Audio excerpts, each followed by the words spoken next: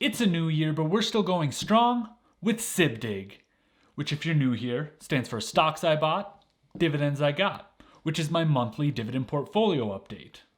Also, if you're new here, my name is Nick, and this is the Financial Beanstalk. Unfortunately, we started the year just barely in the red, which if you didn't notice by the light in my hat, I'm very thematic here on the Financial Beanstalk. But if you know anything about my strategy, I welcome the red days because I really just see them as a buying opportunity. We're also in my new studio, which looks pretty much the exact same as my old studio, but we're still under construction. So if you have any ideas about how I can add a little bit of spice, let me know in the comments below. But let's get right into it with the stocks I bought. On the 4th, I bought $10 of SCHD, $5 of Apple, $9 of VYM, $5 of AT&T, $5 of Home Depot, $4 of SPHD, $5 of 3M, $6 of Verizon, $15 of Visa, $7 of Johnson & Johnson, $5 of Altria, $5 of Philip Morris, and $10 of Northwest Energy. On the 11th, I bought $10 of AT&T. I also opened up another new position in Republic Services Garbage. I figured since I bought a house and I have to pay a garbage bill every month, I might as well invest in the company that I have to pay. So I bought $9.98 of them, $4 of Altria, and $2 of Philip Morris.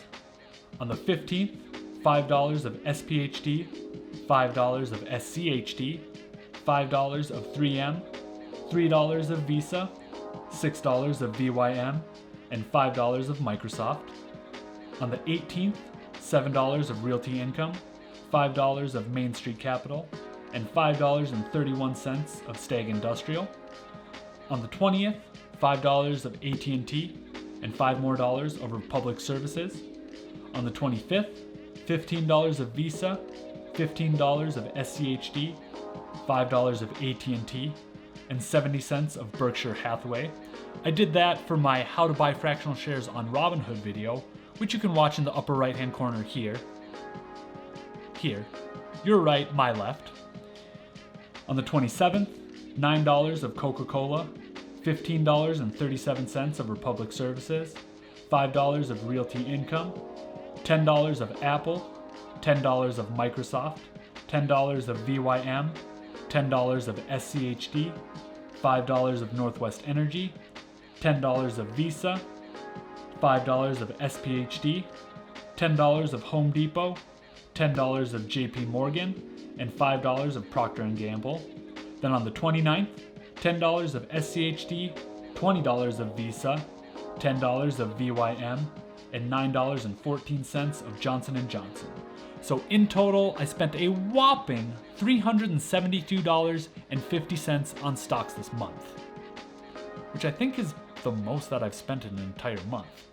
So on to the dividends I got.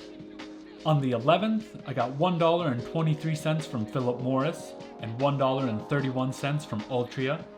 On the 12th, I got 12 cents from AGNC.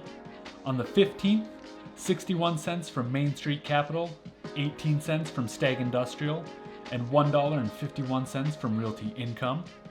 On the 21st, 6 cents from Prospect Capital. On the 25th, 1 whole penny from GE.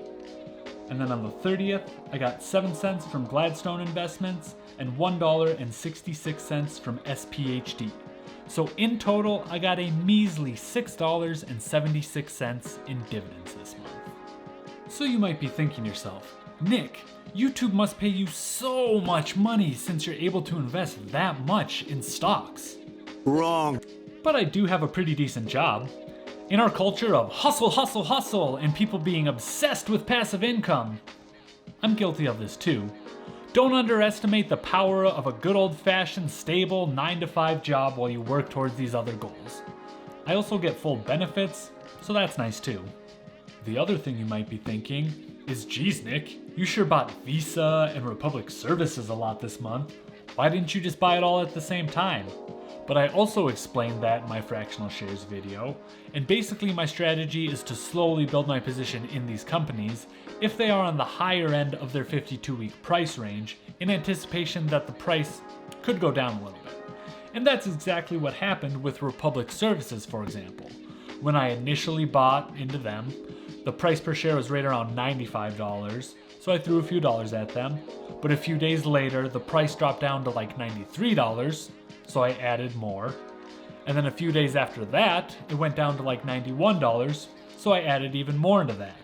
So thanks to fractional shares, I was able to lower my average cost throughout the month, but still invest into this company that I want to hold for the long term.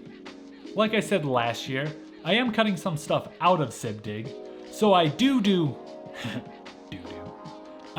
some investing on other platforms with different strategies, but SIBDIG is just for my Robinhood, dividend-focused portfolio.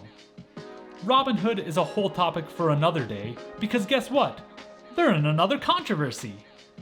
So I'm probably going to switch out of them at some point this year, so stay tuned for that. They do still offer a free stock for signing up, but I can't in good faith recommend using them moving forward. So just take the money and run.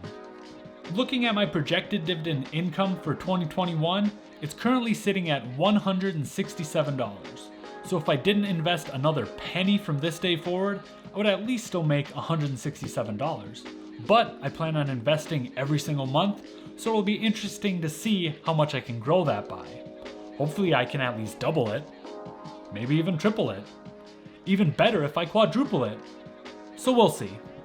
It's gonna be a great year of beanstalking. So YouTube mumbo jumbo, that subscribe button, that like button, and that bell notification so you don't miss any future videos. I truly appreciate you watching, and let's continue to grow this beanstalk. One last thing.